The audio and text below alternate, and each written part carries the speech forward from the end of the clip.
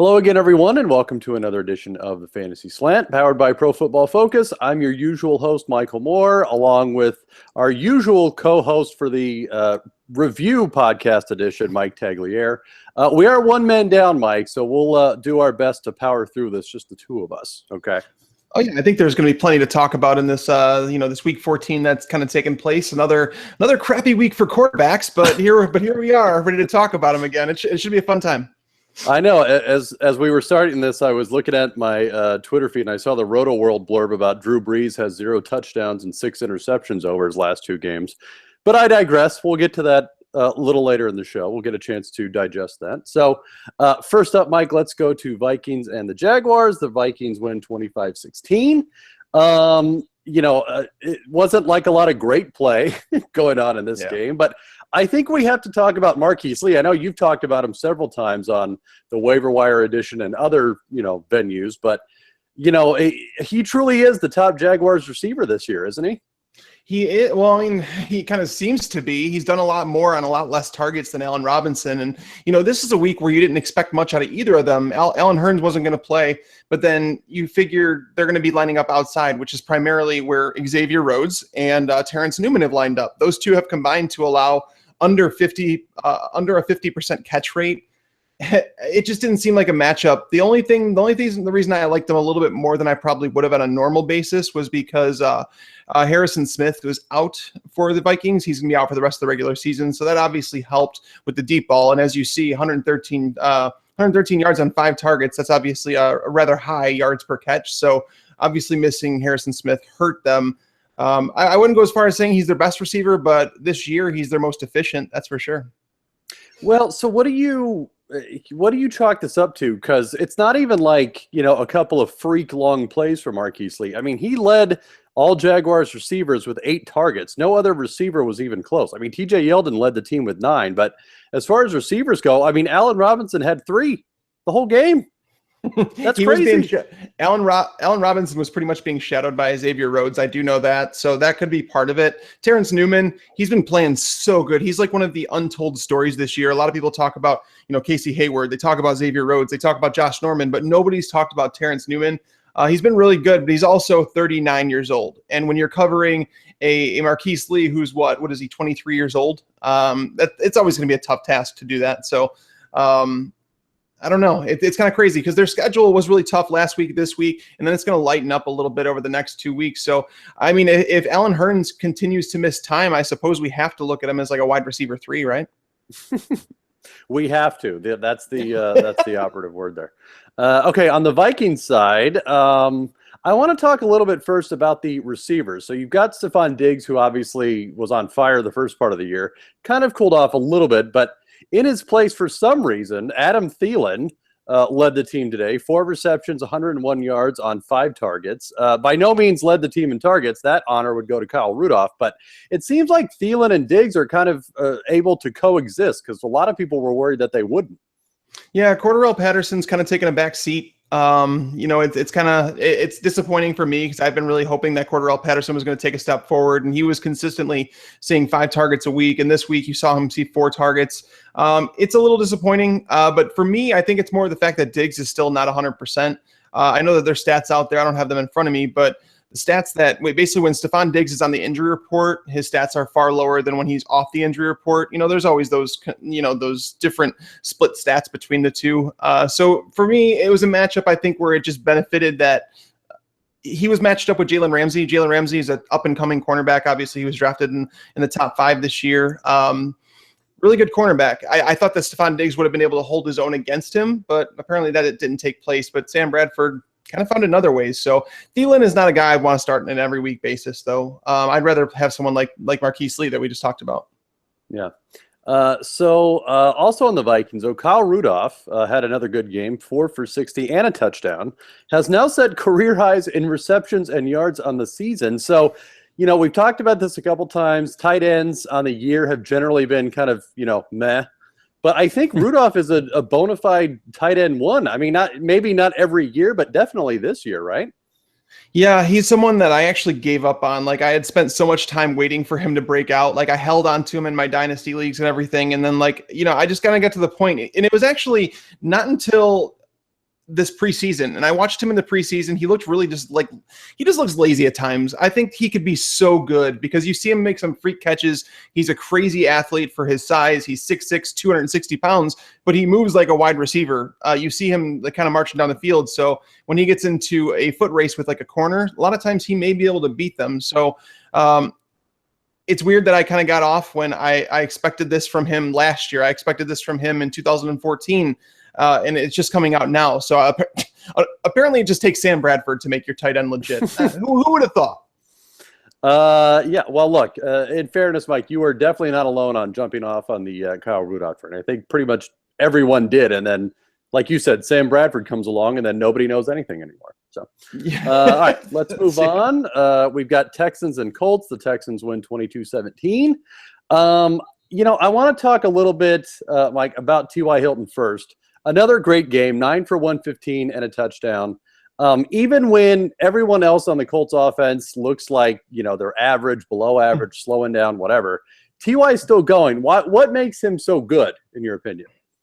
He's a fantastic route runner. To watch him out there and they use him in the correct way. Like they're not like, we're going to put you on the outside for 80% of the time. No, T.Y. Hilton plays in the slot, which is typically reserved for smaller cornerbacks. Like a lot of smaller corners play the slot. So those guys matching up with T.Y. Hilton, a lot of those guys might have speed, but they're not used to covering number one wide receivers. So like when you see Josh Norman, when you see like Desmond Trufant, a lot of these top tier cornerbacks don't cover the slot. And so when you have T.Y. Hilton playing there about 70% of the time in the Colts offense, it means really good things. And that's actually why I wrote up T.Y. Hilton. I had him as one of my locks of the week this week because he was going to be matched up in the slot with Kareem Jackson. Now, Jonathan Joseph ended up being inactive, so I don't know if they moved Kareem Jackson around. But regardless, whoever he matched up was going to be either Kareem Jackson or worse than Kareem Jackson in the slot. So you had to like his matchup. Dante Moncrief, he's not somebody who gets a lot of yardage. And with Andrew Luck throwing the ball, 40 plus times a game, you have to like T.Y. Hilton. Coming into the year, I like Dante Moncrief an awful lot, but there were a lot of people sleeping on T.Y. Hilton as well. I think that there was volume for both of them to go around, and T.Y. Hilton's getting even more than I would have thought. Yeah, and look, I think he still battles that kind of stigma of being not a prototypical, 6'6", 240-pound receiver like a Mike Evans or something like that. But that doesn't mean he's any less productive than those guys. He's still just as productive because he's in a great offense. And like you said, he runs fantastic routes that, allows him to separate from quarterbacks trying to cover him. I mean, simple as that. So yeah, he's so efficient with his targets too. Like it's just to see him have like almost a 68% catch rate on the season is pretty impressive considering he's averaging over 15 yards per reception. Usually you don't see those two numbers coincide with each other, but him and Andrew Luck they're on the same page. Yeah. All right, one more note on this game. I do want to talk about the Colts running situation. You had Frank Gore, who, was a fairly decent low end to middle running back too most of the season, but in typical Frank Gore fashion. And look, he's 33, 34. This isn't like, not expected, but he's definitely slowing down. Only had 41 yards today on 10 carries, added 2 catches for 33 yards. But it seems like, Mike, that the Colts are sort of hedging their bets and putting Robert Turbin out there a lot more. Like today, he had 4 catches for 33 yards on 7 targets. So more in the receiving game than Gore was targeted. What do we do with Gore and Turbin? Is there anything there? I mean, are they flex at this point? What do we do with them?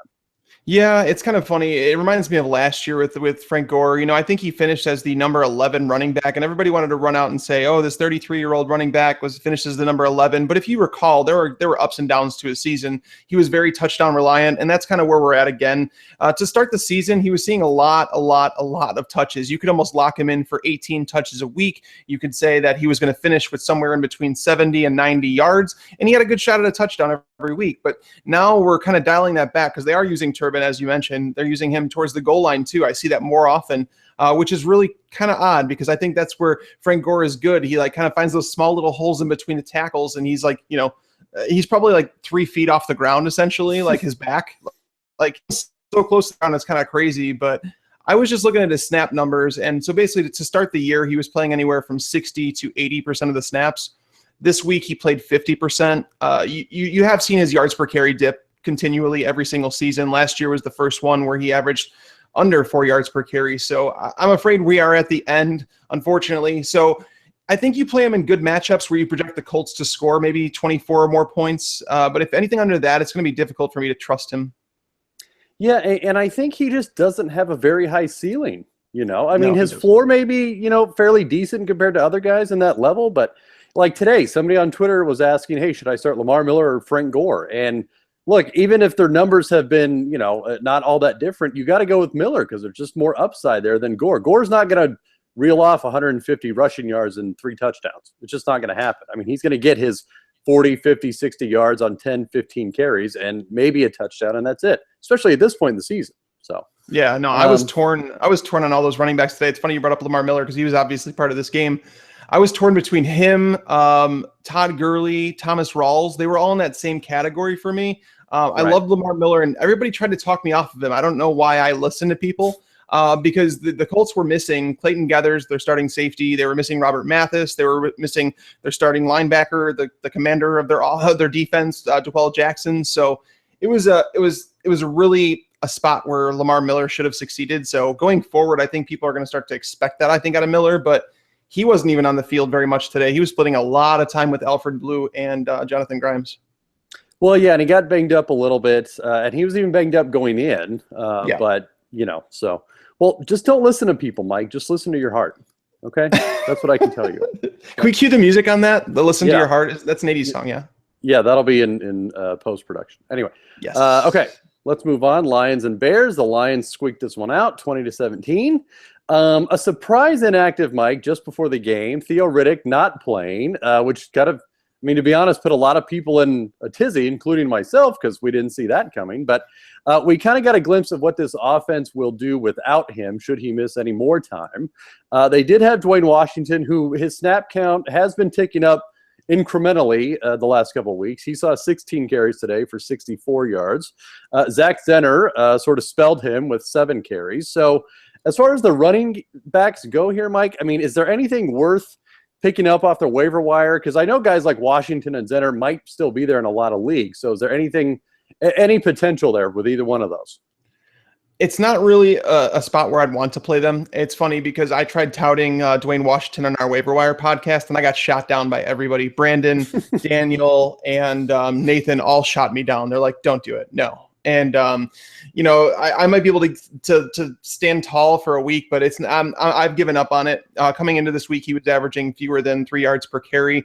He just wasn't getting it done. This Detroit offensive line isn't run blocking very well. You've seen kind of that with Theo Riddick. You've seen that with the other running backs here.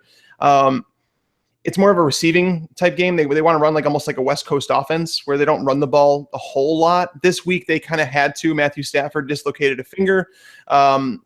They kind of wanted to grind this game out. It was a division game against the Bears, who, by the way, were missing 2 of their biggest portion, their biggest stars on their front 7, Jarrell Freeman and Danny Trevathan. So the Bears defense had allowed over 100 rushing yards to 3 straight teams coming into the game. So I'm not going to take away too much from this. Should they be owned?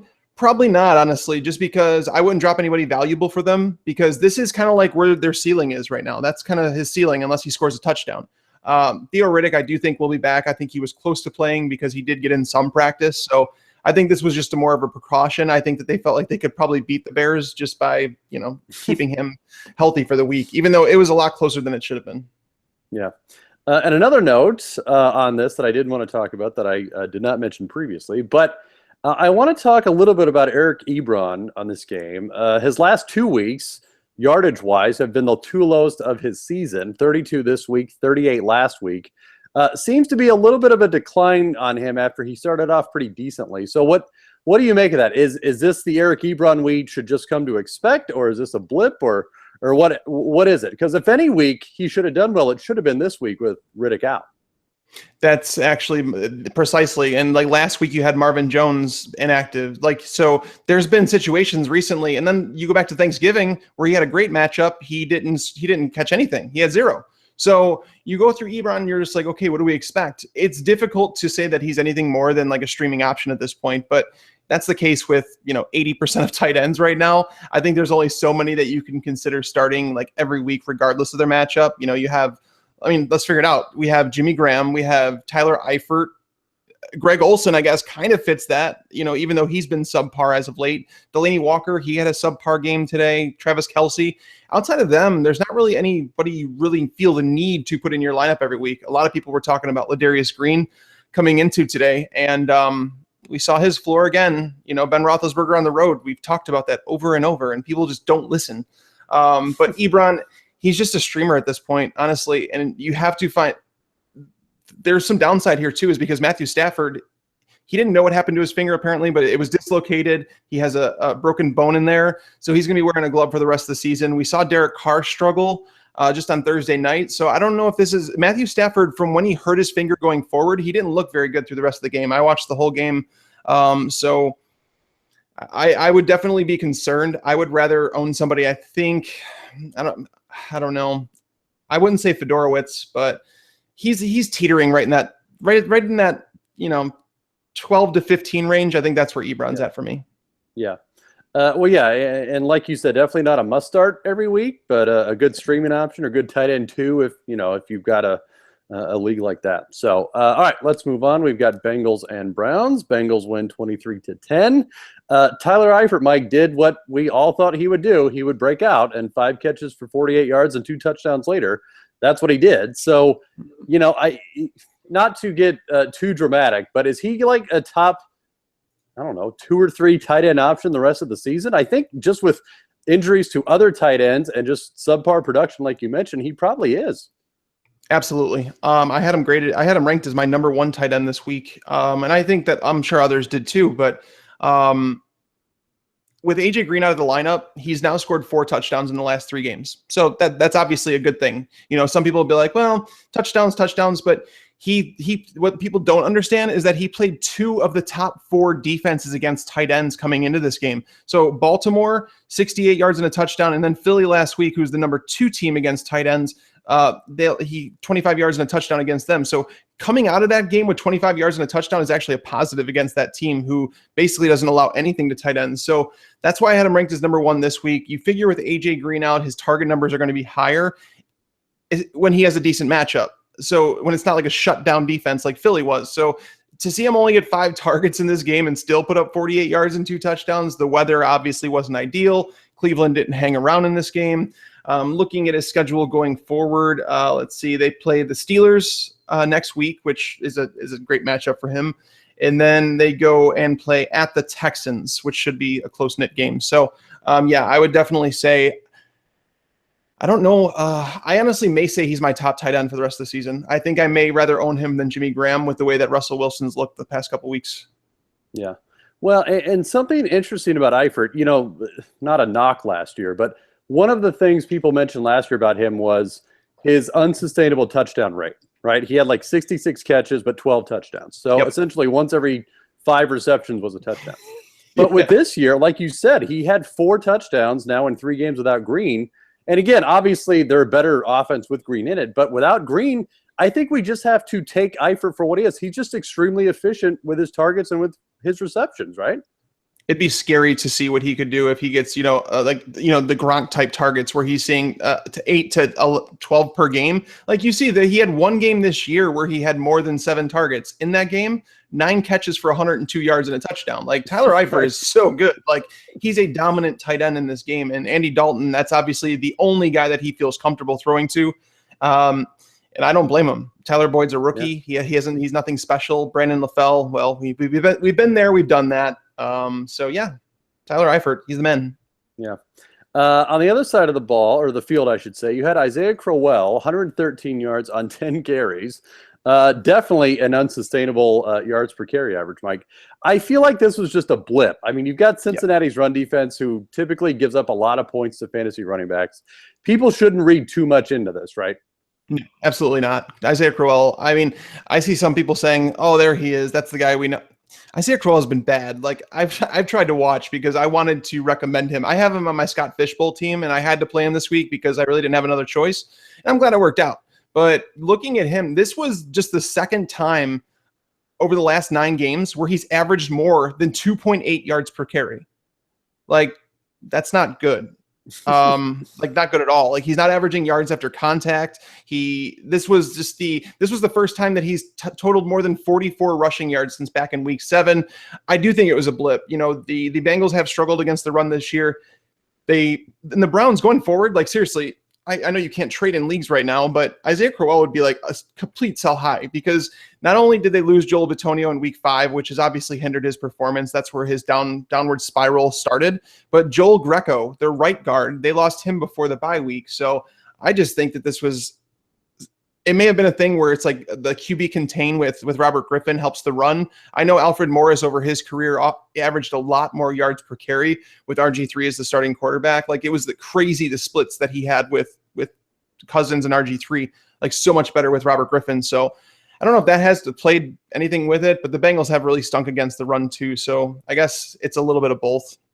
Yeah. But no, I wouldn't trust him to answer your question. No. Yeah, and another note, and I know you were beating this drum last week, but Jeremy Hill, there was some doubt about how well he would do without Gio Bernard, but I think he probably silenced all those doubters today. He had 25 carries, by far more than Rex Burkhead with 9, 111 rushing yards and a touchdown.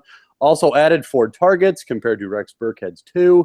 So if anyone had any doubt about Jeremy Hill, I think we're okay. He's just matchup dependent. He's going to get the load. It's just he's matchup dependent on how well he does, right? It's kind of crazy. I was going through and looking at his, because I was a Jeremy Hill supporter for his rookie season. Like after what I saw, I liked him. He seemed like a complete running back. Last year, down year, whatever happened, I don't know. But this year, I actually like studied his numbers more in depth, because I wanted to find out like what was going on with him. And it's not just his offensive line. It's not just the offense. It's him too. There's been just 2 games. If you go all the way back to week 3, there's been just 2 games where he's averaged more than 1.9 yards after contact. Like that's a like low average running back in the NFL. Like average is right around 2.6 yards after contact. And for someone like Jeremy Hill, who's considered a bruising running back, that's not a good look for him. This was just outside of his 2 games against the Browns, Jeremy Hill has not averaged more than 3.9 yards per carry since back in week 3. With that being said, he's a very, very high volume guy. And looking at their upcoming schedule, I don't think that anything to run from. They're going to be in Cincinnati against the Steelers. So Ben Roethlisberger on the road again. So I would consider this to be a game where he should see tons of carries against the Steelers run defense that they can be exposed, but he's a volume running back. He's an RB2 going forward, and it's kind of where I limit him, I guess. Yeah. All right, let's move on to Panthers and Chargers. The Panthers win 28-16. Another Panthers game, Mike, and another bad game from Cam Newton. 10 for 27 for 160 yards, 1 touchdown, 1 interception. I don't know that there's much more analysis there. He just hasn't been good this season, and it's not going away anytime soon. I think we just have to call it what it is. I'm going to basically ask you the same question, because I don't really know what to make of Cam Newton right now. I don't know. Before last year, I said that he was going to be a fad, and then after last year, I was like, wow, this guy could be dominant, with the way he's throwing the ball. And now he's regressed back to what he was before last year, so basically, we have one season to look at where he looked extremely dominant. They went to the Super Bowl that year. He looked really good as a passer, like he was coming down. Now it's been 4 straight games where he's completed less than 49% of his passes. Like that doesn't even happen with Colin Kaepernick. Like I don't understand. Whoa, Mike. Whoa. How dare you? Hold on a second. No, I'm serious. This is bad. So going back, and if you remove Cam Newton's game against your 49ers, which everybody pounds the 49ers, we know that. True. All right. Bryce Petty had a solid game against them today. So if you remove that game against the 49ers, Cam Newton has completed just 52% of his passes. He has averaged just 201 yards per game. He's thrown 11 touchdowns and 8 interceptions in 11 games. Like, that's not good. Like, that's not starting NFL quarterback good. Like, that Matt Barkley has played better than Cam Newton this year. And I'm not going to say I hate Matt Barkley, but I don't want him to start for the Chicago Bears next year. And John Fox keeps talking about with a passion. And look, I think if you're a fantasy owner that has Cam Newton, you just have to start. Hopefully, you've got better options. Hopefully, you've got a decent backup, because if you're relying on Cam, chances are you probably aren't in the playoffs. Quite honestly, you probably aren't playing anymore. All right, That's another true. note of this game, a pretty big one. Melvin Gordon went down pretty early. Don't know the extent of that injury yet, but he was out the rest of the game.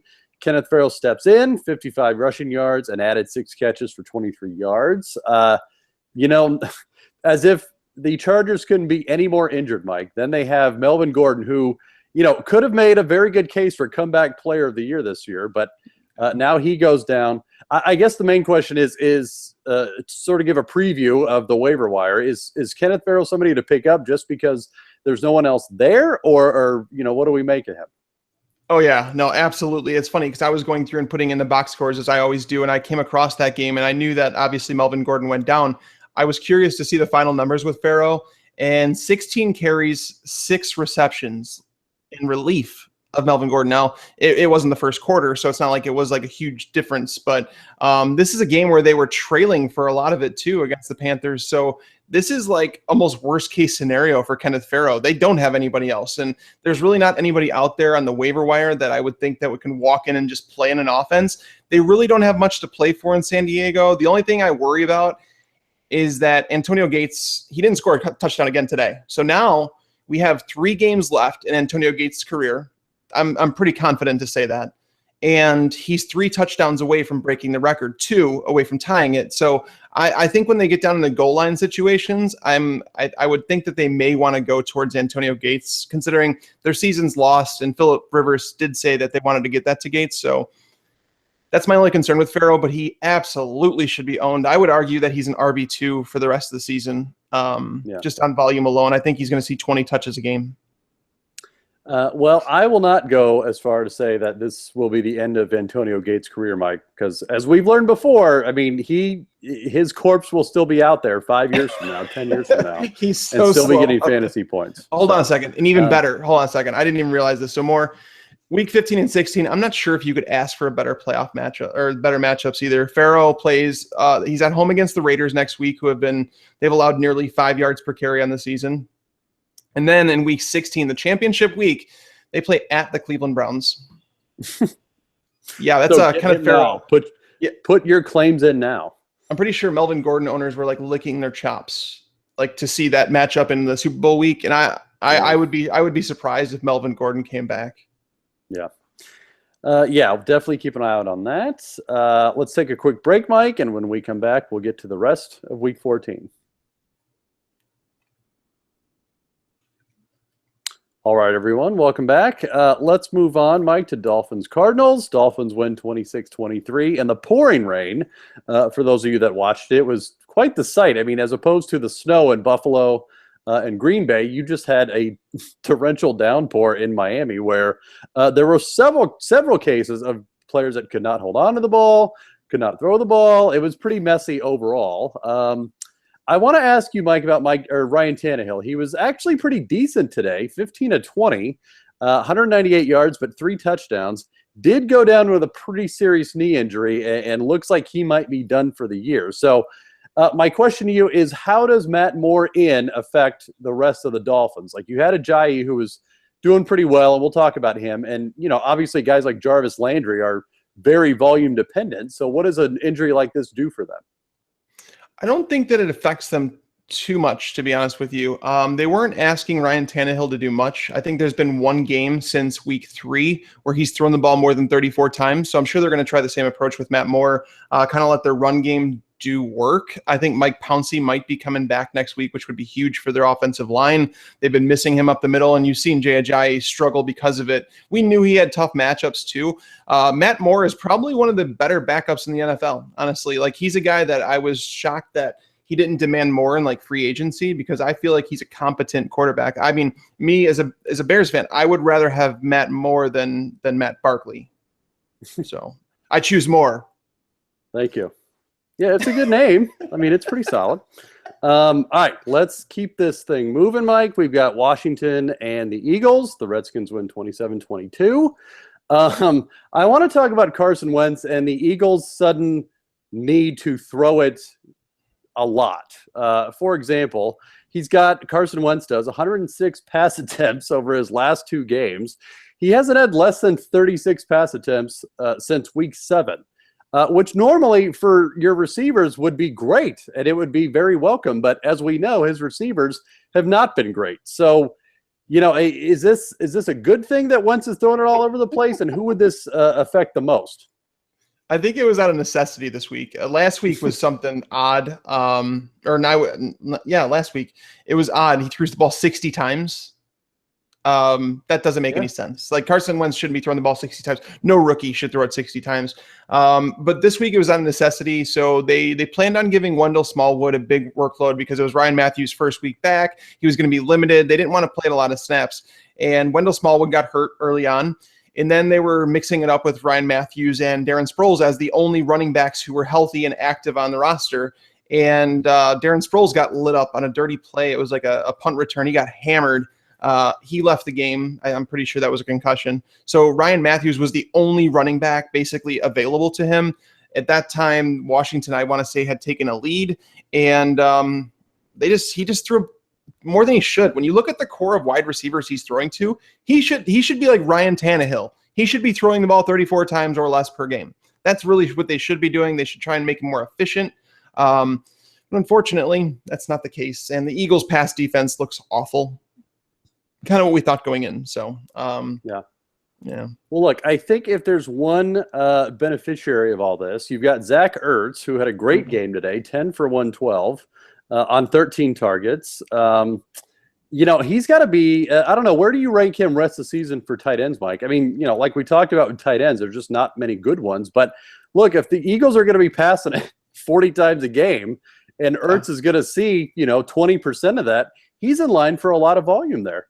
You know what's nuts is that every year Zach Ertz does this. It's almost like he plays fantasy football and he owns himself and he steps up or something, because if you go over Zach Ertz, like 2014, he had in week 16, 15 catches for 115 yards, 4 for 56 the next week. Then you go to 2015, 98 yards, 78 yards, 122, 152. And here we are again, and it's happening again. So it's 79, 112. Like, where does it end? So Zach Ertz is a type of tight end that I would rather own over Eric Ebron. I think that Ertz is one of those guys where you almost plug him in every week with the lack of run game that they have, depending on Smallwood's injury, depending on Sproles if he's back. If Ryan Matthews and maybe Kenjon Barner, I don't know why he wasn't active today, or if he get hurt or something. But if Ryan Matthews is like the only named running back that we know playing next week, then Zach Ertz is going to see another 10 targets. Like, it's just going to be a lock. So Zach Ertz is definitely a tight end one for the rest of the season. Yeah.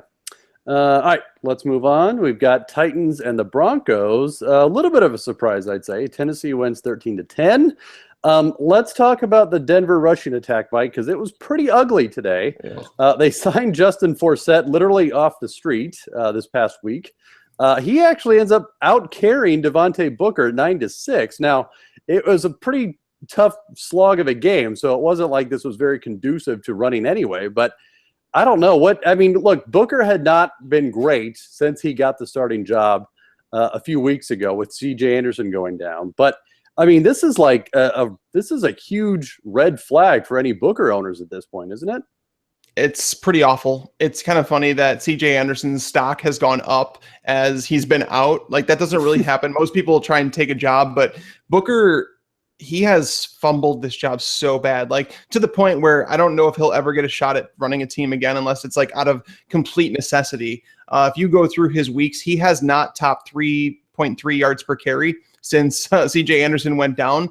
It's definitely a situation like this week. I was a little gun shy about people using him because I said usually you could rely on it. It was almost like a Frank Gore situation. You could lock him in for 18 plus touches. You'll probably get 70 yards. Touchdowns are harder to come by for him, which is why I would have preferred Gore. But at the same time, he was like a high floor running back.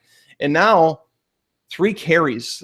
He played just 3 more snaps than Justin Forsett, who he did just get with the team this week, which usually players don't get to play a lot. But let's be real. Justin Forsett, he's been around the block. He's been on Gary Kubiak's offenses twice before in Houston and in Baltimore. So you cannot, like, Devontae Booker, like, he's almost to the point where you just bench him. Like, I'd be okay dropping him, like 100%. Yeah. I would drop him because you're never going to feel comfortable starting him. In a game like this, the game wasn't the Titans didn't run away with this game. So it's not like a game where they couldn't have gave him carries, and they decided to give Forte 6 carries. I think they're done. Honestly, I just don't think that they really want him to carry the ball anymore. And so I would drop him. Yeah, they probably shouldn't if he's not going to be running it pretty well. Yeah. All right, let's move on. Steelers and Bills. The Steelers win 27-20. I don't know that we can talk about Week 14, Mike, without talking about Le'Veon Bell and just the clinic he put on today. 236 rushing yards and 3 touchdowns, and then added 4 catches for 62 for good measure. And there was not a lot, but there was some debate on who would be the top running back this week between Bell and David Johnson, and I think the answer was pretty clear today. Le'Veon Bell is special. I wrote an article for PFF. I don't know if you took part in those articles where we all made bold predictions before the start of the season. Like I tried to make one per each division. And I said that Le'Veon Bell would be the leading fantasy running back despite missing the first 3 weeks. And he's turning out to be, I don't think he's going to beat David Johnson or Ezekiel Elliott, but he's going to get close. And Le'Veon Bell's a special player to watch. Like he's so fun to watch. Like that's the best way I could put it, is just he's having fun out there. He's just fun to watch play football. And I just became a fan today. I didn't have him fortunately for me, the leagues I have him in, I had a bye. And the 298 total yards that he had was the 11th most all time. And he actually had more total yards than the entire Bills offense. They had 275 to his 298. Fun fact. And I can say, because you had mentioned the Scott Fish Bowl with a bunch of fantasy writers in it that we participate in. I did have Le'Veon Bell in that, and it was awesome today. He had, I think, 50 or 60 fantasy points by himself. So yeah, it was ridiculous. Basically, if you played DFS this week and didn't have Le'Veon Bell, rip. Yeah, right. You're pretty much done. All right, let's move on. Well, and one more note, just real quick. You had mentioned Ladarius Green. Obviously, had a big game last week, 6 for 110 and a touchdown. Not so this week. I think it was 2 for 25 was his final line. So what do you attribute that to? Is it just Le'Veon taking over? Was it the weather? I mean, what happened there? Had a lot to do with all those things. Going into the week, I had people this morning in my live show, I had people asking me a lot about Ladarius Green, and I said I had concerns about him. I understand why people wanted to play him because tight end is a very hit or miss position this year, and you usually want someone who's got touchdown upside. And in the Steelers offense, you always figure that's going to be the case. But I said that my concern on him today was that I think Roethlisberger, it wouldn't shock me if he throws 1 touchdown. And for him to get that touchdown, it's not likely. So my concern is the weather. It had to do with Roethlisberger on the road. And unfortunately, he's playing on the road again next week. So it's just, you can never fully trust Ben Roethlisberger on the road or his players. Like, honestly, Antonio Brown's the only one. Him and Le'Veon Bell doesn't require anything from Roethlisberger, let's be honest. So yeah, I think it's another week next week against the Bengals where they just rely on Le'Veon Bell, and so Green is just he's a risky tight end. Before last week, he didn't have a single game with more than 81 receiving yards, so I didn't really think that like he's the next coming of Rob Gronkowski or anything. So he's definitely a high risk one, and we saw his floor again today. Yeah. All right, let's move on to Bucks and Saints. Bucks win 16-11. Another surprise inactive, I would say, Michael Thomas, who was battling injury, didn't come out of left field, but a lot of people thought he might end up going, but did not, which left some people scrambling because it was an afternoon game, but he did not go. Brandon Coleman in his place, who actually didn't do bad. 5 catches for 47 yards on 8 targets, but the story, Mike, again, Drew Brees, 0 touchdowns, 3 interceptions, 257 yards. What is going on there? Is that not having Michael Thomas in there? Is that not having, a decent running game going? What is the deal? What's kind of crazy is that I was willing to bet on Breeze again this week. Like I was like, it's just he had a bad game. That stuff happens. And I know a lot of people were talking about Tampa Bay's defense and that they've been stepping it up as of late. And the competition hadn't been great. And I said that if they stop Breeze this week, I will start to believe. And they did. Now, granted, Breeze, he didn't really have his full cast here. Kobe Fleener, he saw 3 targets this game. Kobe Fleener has been bad on the road. So this is just kind of in line what he's done all season. But the problem is that Drew Brees didn't have a number 1 wide receiver. When you target Brandon Coleman 9 times, there's an issue. So Brandon Cooks is not a number one wide receiver. I don't care how many times he can go and complain that he's not getting enough targets, because he doesn't really honestly deserve them, in my opinion. Anyways, I don't think he's a prototypical number one. Willie Snead is a complimentary guy as well. So I just think that Michael Snead is the glue that kind of is going to be there for Drew Brees for the rest of his career. And man, I wish I'd have known that Michael Thomas was going to be out for this game, because I wouldn't have ranked Drew Brees as my number one quarterback, because I really did believe that he'd bounce back. But this is one I just missed. So I mean, Moore, what would you have expected? So if you were told before the game that Thomas was going to be out, what would you have said? I would have had. I mean, look, maybe I would have knocked Brees down a peg or two, but yeah. I still would have. I thought of as highly of Brees as you did. I thought he'd bounce back. I thought it might have some shootout potential. But yeah, it just didn't. It just wasn't there. And again, I still don't think 2 games is enough of a sample size to, say there's something definitively wrong. I mean, I think we give him the benefit of the doubt after so many years and so many games of doing well. But look, I don't think it helps, like you said, Brandon Cooks' case, to see how bad he is without Michael Thomas compared to how good he is with Michael Thomas in the lineup. So that'll be another thing that we sort of have to watch for. But yeah, Michael Thomas takes away attention from opposing defenses. And, Drew Brees wasn't the only one to disappoint in this game. Mark Ingram was bad. Mike Evans was bad. Doug Martin got into the end zone, which saved his game. This game had the highest over-under of the week. It was at 51. And I didn't understand it, because I really didn't, just because it's a divisional game. They're usually closer than normal. You figured that the teams are kind of at less than 100%. The Bucs are missing so many pieces. All he has is Mike Evans and Cameron Brate, like Jameis Winston. And a lot of people considered him like the play of the week. So I don't know. Let's talk about Doug Martin for a little bit, Mike, because we've covered this before. We thought, maybe he's just ramping up, coming off the injury. But no, I think we have to say he's not the Doug Martin of 2015. I don't think you can play him that way. I mean, he had 23 carries today, a workhorse role, but only 66 yards. Like you had mentioned, did have a touchdown towards the end to sort of save his day. But look, the Saints, as a defense, have given up the Saints defense, has given up the 6th most points for fantasy running backs all season. I mean, Martin should have had a lot bigger game.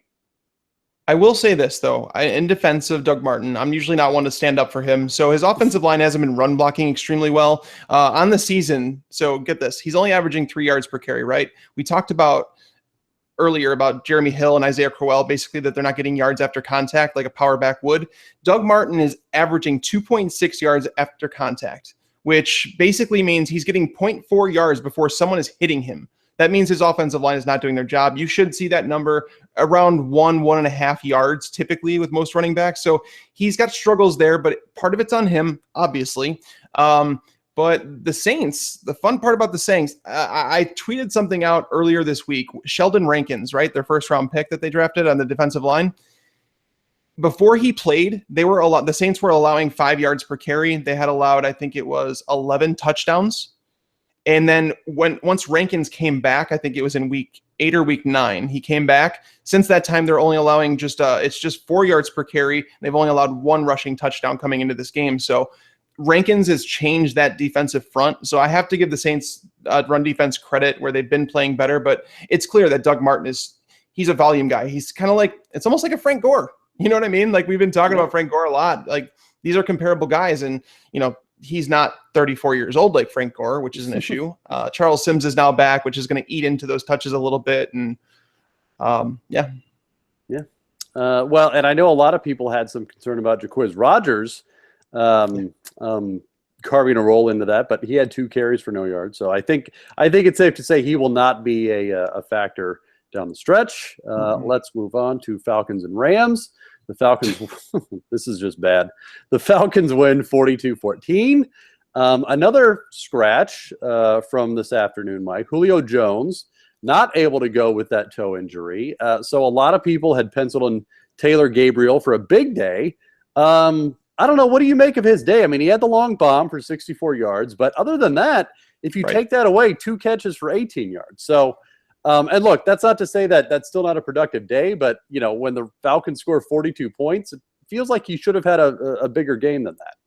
I would tend to agree with you. But that's the thing is like he's another guy that it's kind of like a Brandon Cooks where I don't think he's a number one. I think he would have benefited from actually Julio Jones being on the field because I think that he would have seen less attention.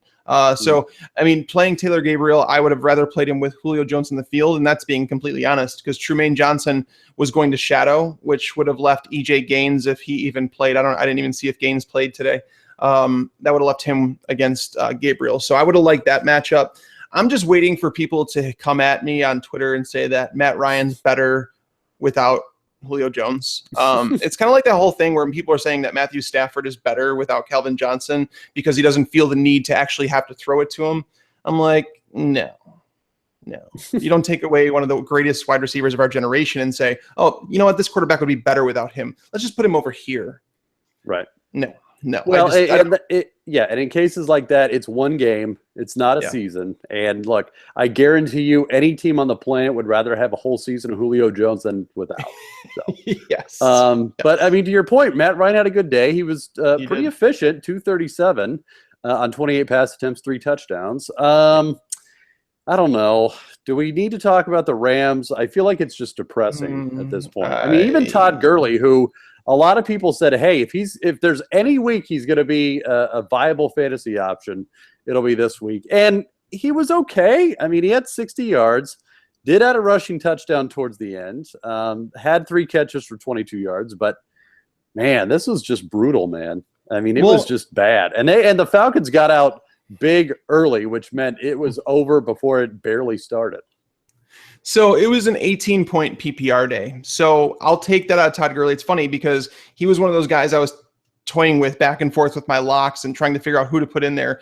And I wanted to put Gurley in there because any running back against Atlanta who has seen 17 or more touches has totaled at least 14.6 PPR points. And he obviously met that. And I said, basically, if you were able to just scratch off where he was drafted, scratch off a name, you know what I mean? And just look through his actual games on like the actual production standpoint. He's been a low end RB2 and in a plus matchup. That's why you wanted to like him. He was guaranteed volume. So I don't take away anything more or anything less from this game. I think Gurley has been a disappointment. I think that he'll probably be overdrafted again next year just because people will want to chase what he did his rookie year. And, you know, there's people out there saying T-Rich 2.0. I'm not willing to say that.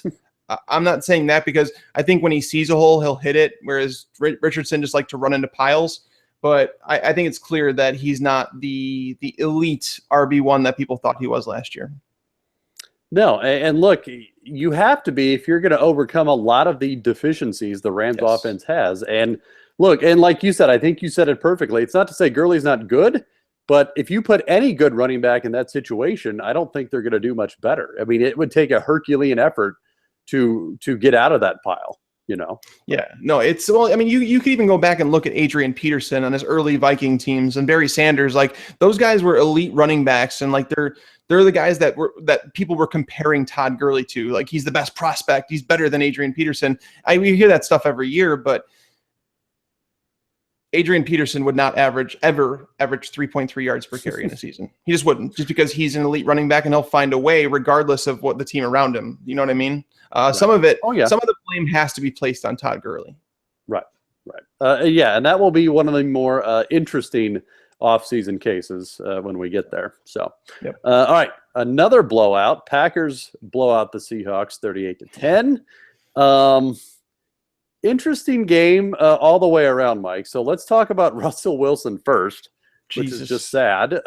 240 yards, 1 touchdown, 5 interceptions, sacked 3 times, only added 19 yards on the ground.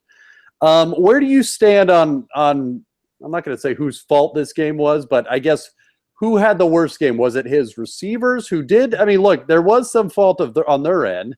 Was it the fault of Wilson? Was it the offensive line? Where do you stand on that? It was all of the above. I have different games on, and I was able to watch this game as well. And I watched the entire game, and I counted. I think it was 3 interceptions that bounced off his receivers' hands, and then that were picked off. So, did he play good? No, absolutely not. He's looked really bad against Carolina he wasn't bad, but you go back to Tampa Bay, he looked awful. It's really odd too because he has the healthy team that he's had on offense all year. Tyler Lockett's healthy. He's playing like almost every snap. Jermaine Kerr still hasn't caught a touchdown this year, which is somewhat amazing. Doug Baldwin, like when Doug Baldwin is letting a ball go through his hands and hit him in the helmet, bounce up and go for a pick six, you know that just things are just not going your way. And that's exactly what happened. Like Doug Baldwin, he literally hit him in the head and he was just kind of like looked around like, what happened? It was just a bad game. And like, that's now the second one in the last 3 games for this Seattle offense. So it's almost like the tight end position where it's like, you know, I want to say that Russell Wilson, you just need to get him back in lineups. If you made it through this week, I mean, there were a lot of quarterbacks who had bad weeks, so it's definitely possible that you made it through with Russell Wilson, but it's hard to say that he's a must start. It really is. I mean, do you have any big take on this more? No, I was one of those lucky people that had him going in a couple of lineups this week. And I'm looking to see, yes, he did end up with negative points, so even better.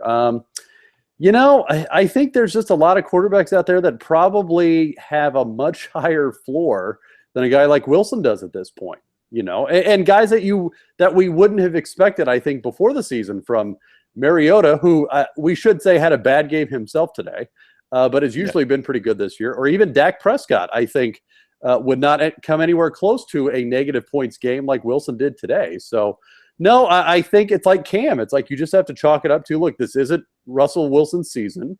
You just have to own it and move on to next year. Look, is he going to be much better next year? Absolutely. But there's just something, like you said, going on this year, whether it's injury or something to Wilson himself that is just holding him back. And until we figure out what it is and how they're going to fix it, I don't think you can trust him on a game-to-game basis like you can a lot of other quarterbacks out there.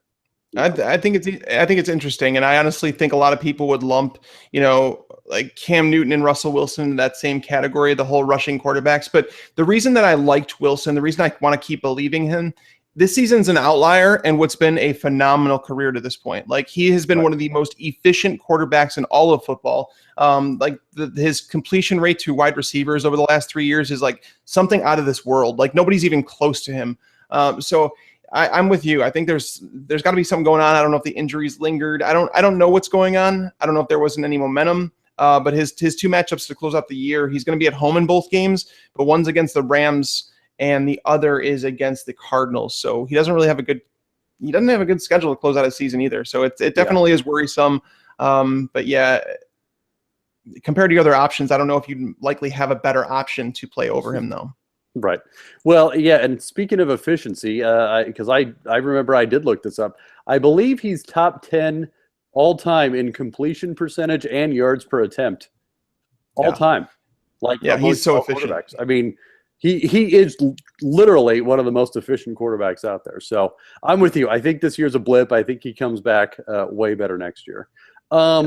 Another thing about this game, though, what do you think about Thomas Rawls? He had a pretty decent game under the circumstances, I should say. 12 carries, so not much, but 67 yards. I mean, 5.5 yards a carry. I think he's quietly going to be one of the best running backs down the stretch and probably going to win some games and some playoff games for some people. I would tend to agree if basically they would decide to run the ball a lot more. Running the ball 12 times against the Green Bay Packers is never going to be a good strategy for you. If you don't get blown out, that would help. Well, the thing is like they went away from the run all too soon because Rawls had a lot of carries in the first 2 drives of the game. It was like, you know how the games, typically coaches in the NFL have the first 10 plays scripted out. It doesn't matter what happens in the game. Doesn't matter if their quarterback throws a pick six in the first play. They have the first 10 plays scripted as to how they're supposed to go. And Rawls was basically getting a lot of work, and it was working. I don't know why they decided to go away from it. I don't know why Alex Collins got 7 carries this game. I don't know why Troymaine Pope was even in the game at all. I don't know the answers to these questions, but what I do know is when I was watching Thomas Rawls out there, he was running like he usually does. He was running like a crazy man, and I heard a rare comp to him today, and someone said Ahmad Bradshaw, and I think he's a bigger version of Ahmad Bradshaw. I think it's actually a really good comparison. Yeah. And he obviously had a good career. So. He did. All right, let's close this out with, for me personally, a really sad one. The Jets win in overtime, 23-17. But look, at the very least, this ensures that we're going to get a top 2 pick, baby. So that's the silver lining in all of this. But you had mentioned previously you had Bryce Petty. He was okay, 257 yards, no touchdowns, one interception. He was sacked 6 times, so that was a long day for him.